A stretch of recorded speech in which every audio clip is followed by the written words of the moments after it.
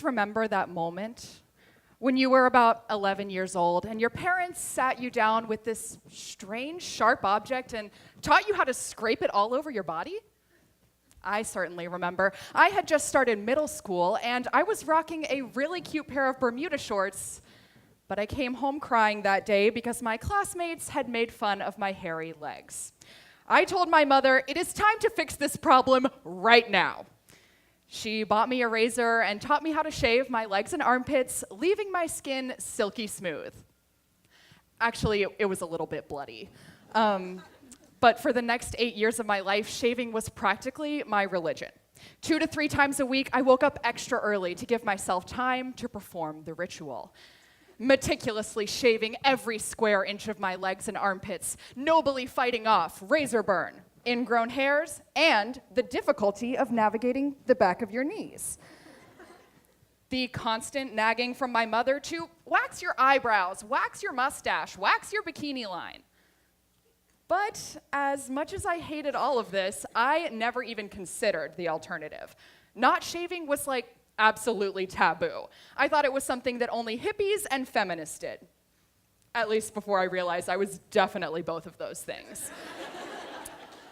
And my story is not unique. In the United States today, over 99% of women remove their hair. Shaving is the most commonly used method, followed by waxing and creams and lotions. In the average American woman's lifetime, she will spend over 2 months just removing her hair. Those who shave will spend $10,000 on the practice in a lifetime. Those who wax, $23,000. Now, in my sophomore year of college, I pretty much got fed up with the amount of time, money, and effort that shaving was costing me. With the encouragement of my roommate, I managed to put down the razor for 6 months. Now, I thought that I would be bothered by the presence of hair on my legs and armpits, but in reality, I was relieved to just be okay with my body for once. I celebrated my thick brown locks for the first time since middle school. I never even hesitated to wear a sleeveless top or a short skirt, even though I definitely got stared at. Like a ridiculous amount of stares, from moms and their kids in the grocery store, from other college kids at parties, even from professors at office hours. But even though I experienced the stigma of body hair almost immediately, I still began to question every second I had ever spent shaving. What started as an social experiment in hairiness kind of turned into this intense curiosity. If having body hair really doesn't affect your life all that much, why are 99% of us still enduring this misery? Is having smooth skin really worth all that trouble? I decided to dive in and investigate the history of American women's body hair removal in order to investigate its causes and its consequences. Now, of course, this talk is not going to be all-encompassing. There still isn't much to say about the way that race, gender, and class affect body hair removal practices.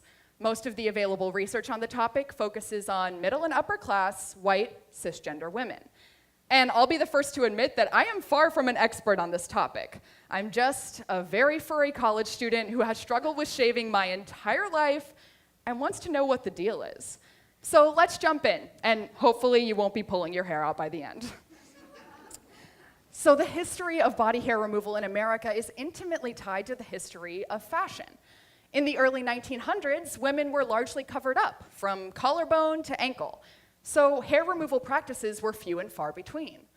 In the year 1915, the first sleeveless dresses came onto the market, and advertisers began this guerrilla campaign to banish underarm hair. They marketed it as a way to keep up with the fashion of the day.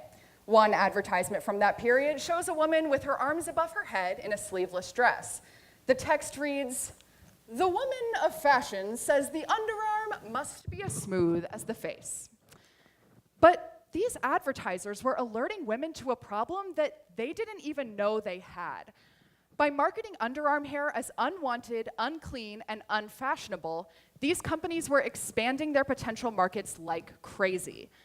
In the 1950s, skirt lengths got shorter and bathing suits came into style, so these advertisers started targeting the legs as well, and not just to keep up with the style of the day. Advertisements from this period read things like, man's eye view, or let's look at your legs, everyone else does.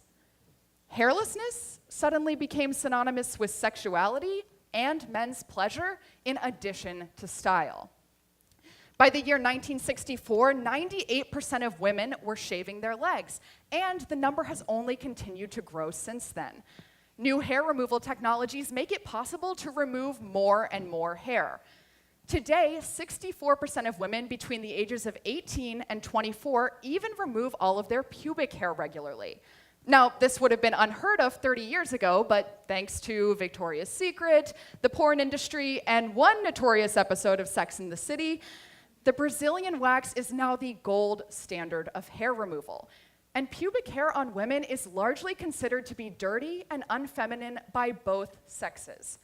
Kim Kardashian has been quoted as saying that the only place a woman should have hair is on her head, while Victoria Beckham has announced that she thinks the Brazilian wax should be mandatory, starting at age 15. I know. But all this history still begs the $10,000 question. Why? Why did American women jump on this expensive, time-consuming, and painful bandwagon so wholeheartedly?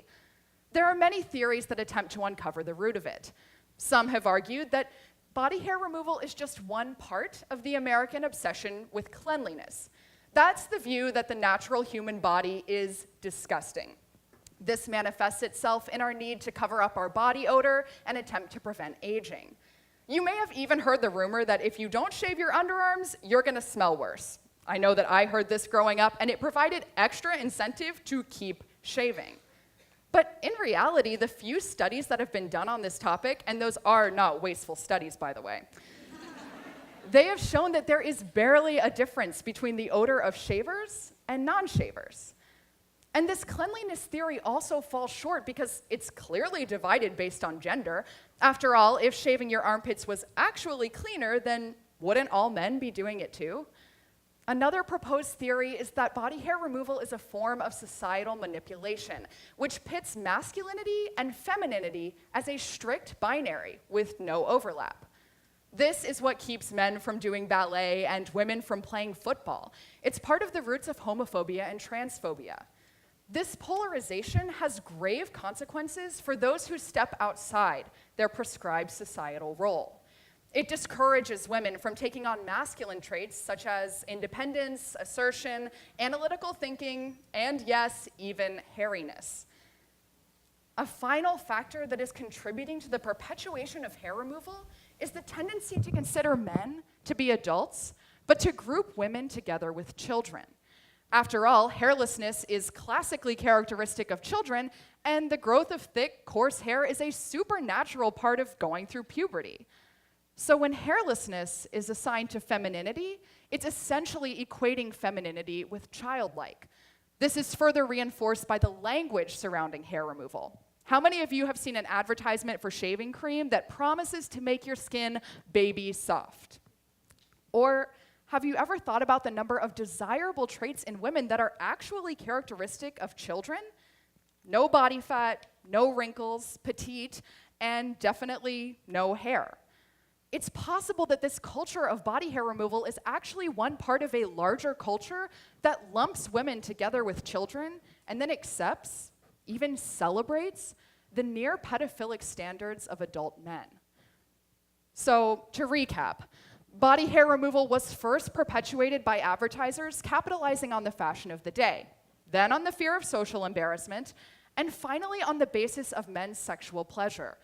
Today, the blame for continuing this trend lies on the porn industry and the modern media alike. But it is impossible to ignore that part of the blame lies on all of our shoulders. Now, I'm not saying that everyone sitting in this room needs to throw away their razor tonight.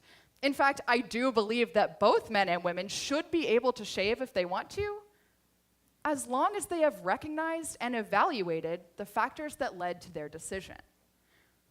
What I am asking of those in the room is not to give up the razor. What I am asking is that you give up the stigma. Stop talking about women you see on the street who have hair on their legs and armpits. Stop staring at them in grocery stores, at parties, or at office hours. Stop labeling them as dirty and correct others when you hear them doing it. And if you aren't attracted to certain women because they happen to have hair on their legs, armpits, or anywhere else, then maybe it's time that you reevaluate your standards. I still look back on my 12-year-old self picking up the razor for the first time, but I actually prefer to think about my 19-year-old self giving up the razor for good, getting more time back in my day, and fighting against this societal norm that has us all tangled up. I will leave you with this. Shaving, waxing, or hair removal of any kind is not necessary or normal. Parents, teach this to your daughters, because that is where change really happens, from generation to generation.